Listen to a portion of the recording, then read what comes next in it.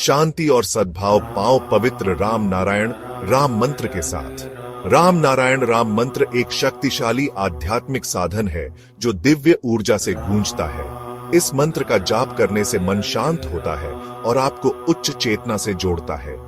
राम नारायण राम का हर शब्द गहरा आध्यात्मिक अर्थ रखता है। राम भगवान राम की उपस्थिति का आह्वान करता है, जो शक्ति और सदाचार का प्रतीक है।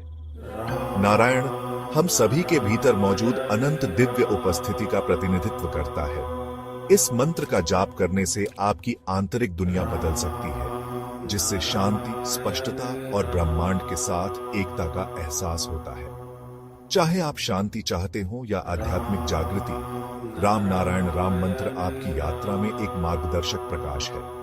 तो गहरी सांस लें और इस पवित्र मंत्र के कंपन को अपनी आत्मा में भरने दें। इस जादू को अपनाएं और अपनी आत्मा को ऊपर उठाएं। नमस्ते।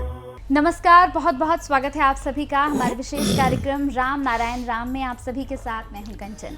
राम नारायण राम ये एकमात्र ऐसा कार्यक्रम है जिसके माध्यम से आपके जीवन में बदलाव आता है, आपके जीवन में एक अलग ही रोशनी आती है, जो रोशनी आपको सही मार्ग की ओर ले जाती है। आज इस कार्यक्रम में हम एक बहुत ही महत्वपूर्ण विषय पर बात करने जा रहे हैं। ये विषय आप सभी से जुड़ा हुआ है। आप सभी इस विषय पर बात खुद भी करना चाहते हैं, जानकारी पाना चाहते हैं। इस कार्यक्रम को पूरा देखकर जाइएगा। और अगर अभी तक आपने इस कार्यक्रम को देखकर अपने आप को बदला नहीं है तो बहुत गलत बात है, क्योंकि हम हमेशा से कई सीरीज़ लेकर आते हैं और आपके जीवन को बदलने का प्रयास करते हैं। तो चलिए फिर इस कार्यक्रम को शुरू करते हैं। हमारे साथ संतान दल के प्रेसिडेंट शंकर सरकार जी हैं। बहुत बहुत स्वागत है प्रेसिडेंट जी आपका। राम नारायण राम।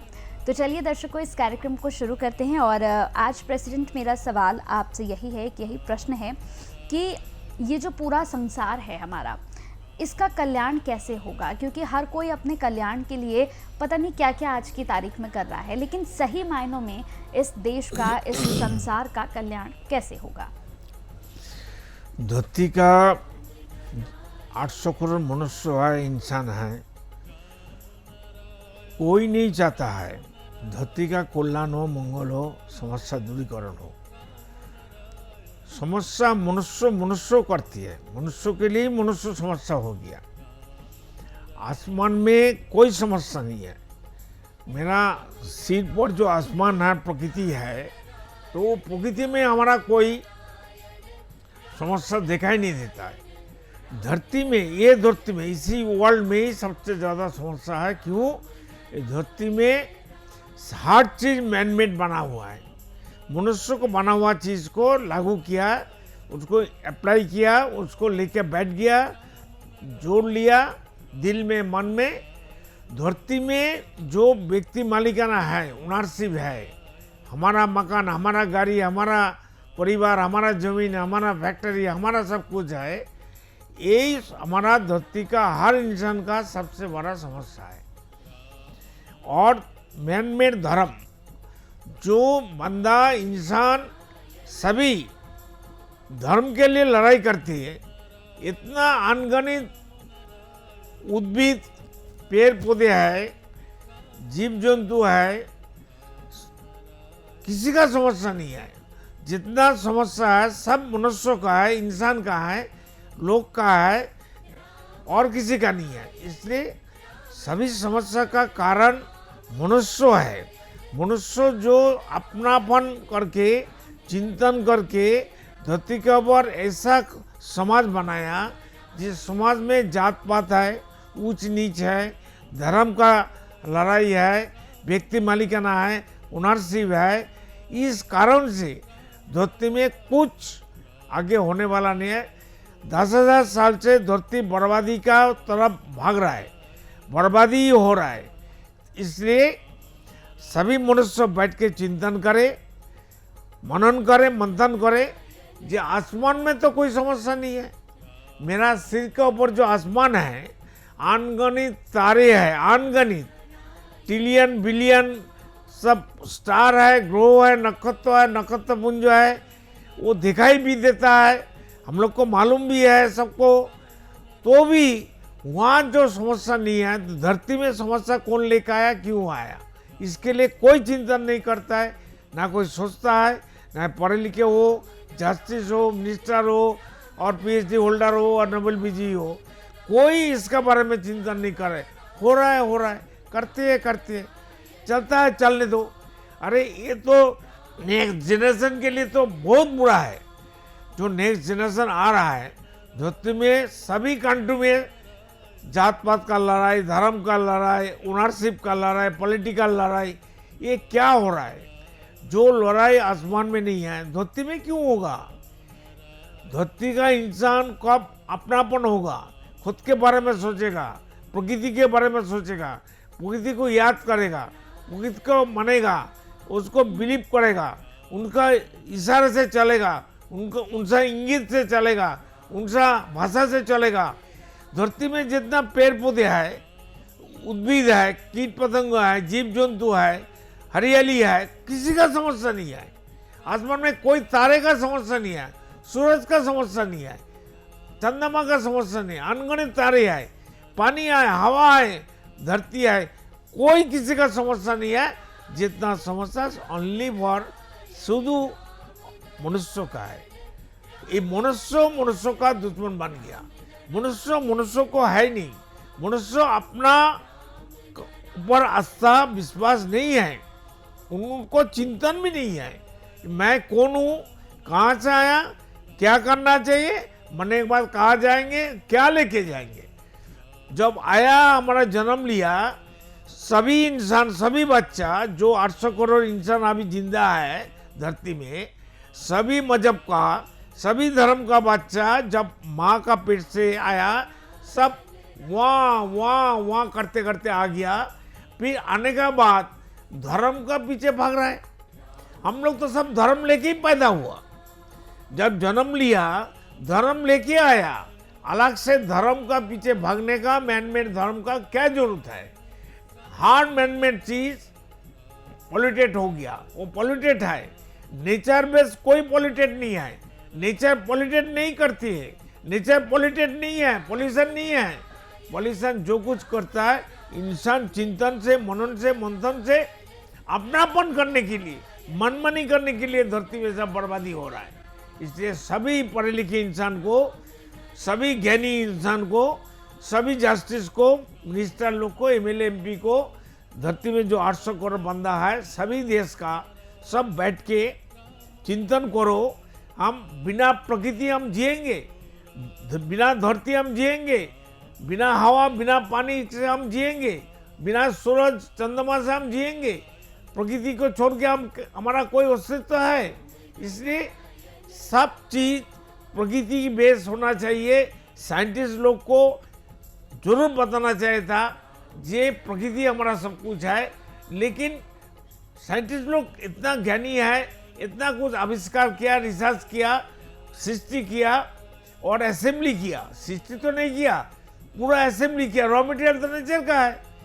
कोई साइंटिस्ट, कोई विज्ञानी कुछ अपनापन से पैदा नहीं किया, सृष्टि नहीं किया। सभी साइंटिस्ट लोग असेंबली किया, चिन्हित किया, लोकेट किया। ये है तो पहले से वो था, पहले से वो है। हम लोग जब धरती में जन्म लिया, पहले से एग्जिस्टिंग था। ये प्रकृति का देन है, प्रकृति का एक बहुत सोच अच्छा है। जो कुछ समस्या धरती का चिंतन में व्यक्ति मालिकाना का ऊपर है और मैन मेड धर्म का ऊपर है। Man made education nature base होना चाहिए, प्रकृति बेस होना चाहिए। और पॉलिटिकल पार्टी, कोई पॉलिटिकल पार्टी देखिए सबको तनख्वाह मिलता है। पॉलिटिकल पार्टी सेवक है, सेवा करने के लिए आया है सबको। कोई एमपी एमएलए अगर 5 साल का एमपी बन जाए, राज्यसभा का सदस्य बन जाए, तो उनको मरने तक, आखिरी तक उनको पेंशन मिलता है। क्यों भाई? किसका पैसा देते हो सरकार? क्यों देंगे? अगर उनको पॉलिटिक्स करना है, पब्लिक को सेवा देना है, मनुष्य को सेवा देना है, तो खुद का पैसे से करो ना, कुछ कमाओ, सेवा दो।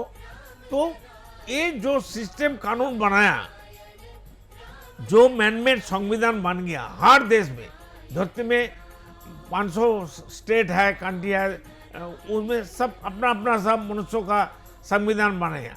समस्या का समाधान का संविधान आज तक नहीं कोई बनाया। भारत का 77-78 साल हो गया, स्वाधीनता मिला, फ्रीडम मिला। कौन सा फ्रीडम हमको मिला है? कोई मिलियन ट्रिलियन बन गया, कोई झोपड़ी में रहती है। झोपड़ी का जो इंसान है, मनुष्य है, उनको जितना हक है धरती के ऊपर, धरती का नीचे, धरती के ऊपर में, आसमान में, सबको बराबर हक है।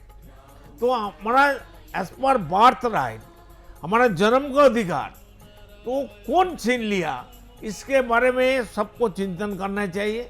सबको एकजुट होना चाहिए, क्लब होना चाहिए। एक होते हुए चिंतन करके सब व्यक्ति का चिंतन करो, सब कैसे जिएंगे, कैसे धरती का कल्याण हो जाए, कैसे प्रकृति बेस, नेचर बेस हो जाए। और we are all part of God, part of nature, part of Ram naam, part of आसमान है। तो प्रकृति छोड़ के हमारा नहीं है, हम प्रकृति का है। तो हम अलग से प्रकृति को छोड़ के हम व्यक्ति मालिकाना राजा बन गया, कोई प्रजा बन गया, कोई मिनिस्टर बन गया, कोई जस्टिस बन गया। मरने के बाद सबका विचार होगा, कोई किसी का मुक्ति नहीं मिलेगा। कोई आज तक धरती में लाखों करोड़ साल हो गया, इंसान आया, मनुष्य आया, उद्भिद आया, जीव जंतु आया, सब बर्बादी मनुष्य किया है। कोई हरियाली पेड़ पौधे नहीं, मनुष्य कोई बर्बादी नहीं किया, कोई जीव जंतु बर्बादी नहीं किया। जितना मनुष्य है आया और गया है, दोबारा आके नहीं बताया मैं अभी अच्छा हूँ, मैं जो करके गया, मेरा हिंदू धर्म अच्छा है, मेरा इस्लाम धर्म अच्छा है, मेरा भारत का संविधान अच्छा है, भारत का खान पान अच्छा है, कोई अमेरिका का खान पान अच्छा है, कोई अच्छा नहीं है, सब बर्बादी है, सब बुरा है। ये बुरा चीज़ हटाने के लिए सबको एकजुट होते हुए सभी पॉलिटिकल पार्टी, पढ़े लिखे आदमी, सभी साइंटिस्ट लोग, नोबेल विजय PhD होल्डर, सभी जस्टिस लोग बैठिए ना। आप लोग पढ़े लिखे होते हुए कोई झोपड़ी में, कोई राजप्रसाद में, कोई अच्छा खाएगा, कोई लुटाएगा, कोई चोर बन गया, कोई डाकू बन गया। क्यों भाई?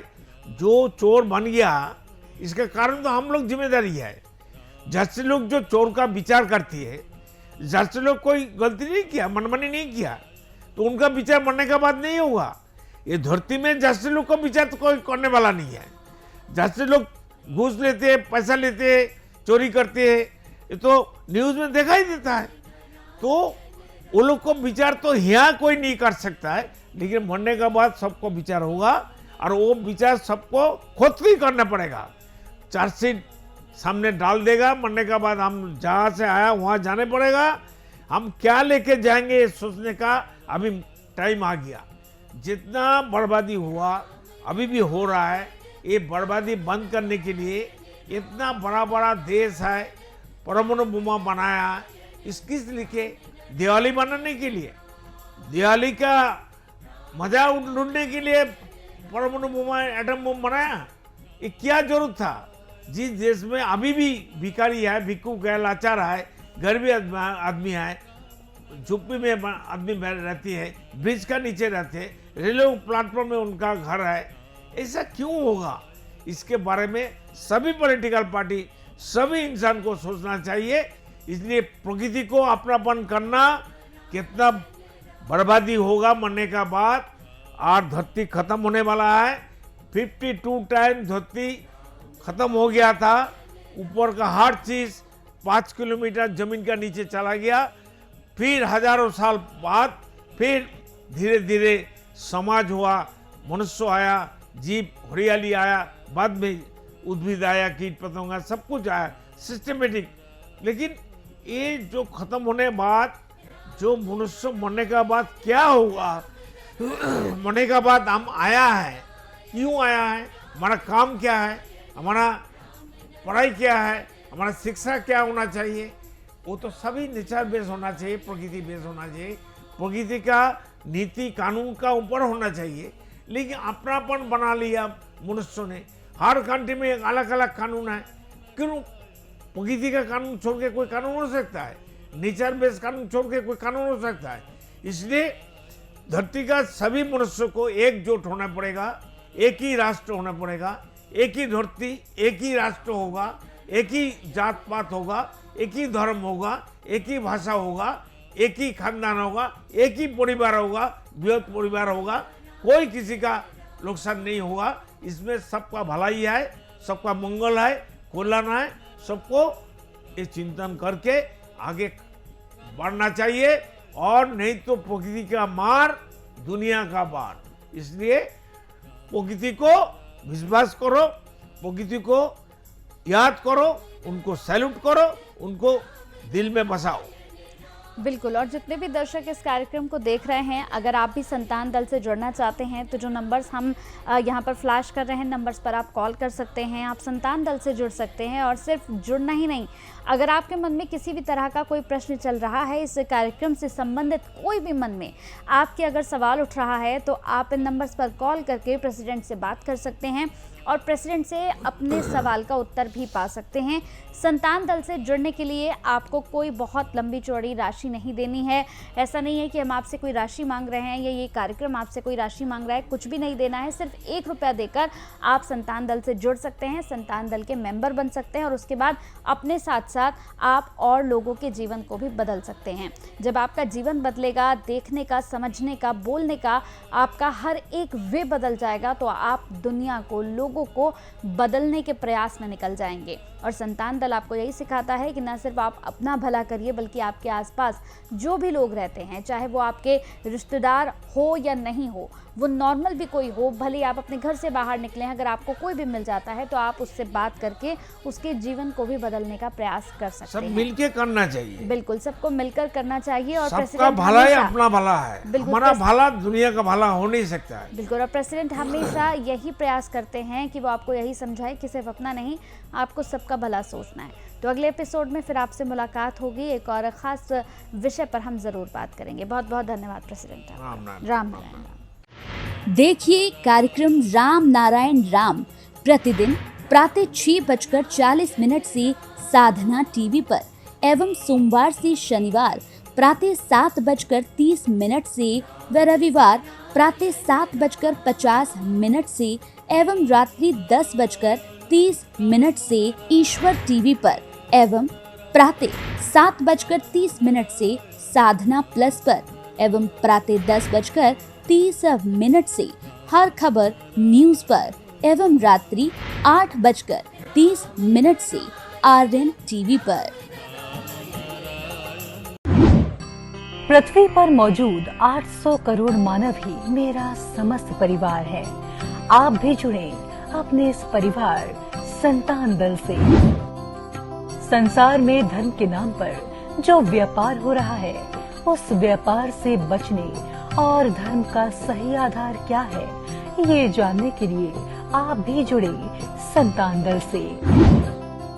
पृथ्वी, आकाश, जल, सूर्य और वायु, इन सभी पर किसी का मालिकाना हक नहीं है। प्रकृति हम सभी की है, हम सभी इसका हिस्सा हैं। इस प्रकृति से मित्रता करने के लिए संतान दल में आपका स्वागत है। आप कौन हैं? कहां से आए हैं? अपनी आत्मीय गहराई को समझने के लिए जुड़े संतान दल से। क्या आप निराश हैं, हताश हैं, जीवन में उन्नति पाना चाहते हैं, तो आज ही जुड़े संतान दल से। मन अशांत है, क्या जीवन में दुख और परेशानियां बढ़ती जा रही हैं, तो सच्चे मन से आज ही जुड़े संतान दल से। मेरे आत्मा के आत्मीय गर्भ स्वयं महाकाश राम नारायण राम के स्वरूप श्री श्री बालक ब्रह्मचारी महाराज के अमूल्य व्याख्यानों एवं तत्वों पर आधारित ये धार्मिक ग्रंथ आदि वेद उन्हीं की परम कृपा से जनगण एवं समस्त प्राणी जगत की मुक्ति के उद्देश्य से श्रेष्ठ सेवा के रूप में समर्पित करता हूँ। शंकर सरकार।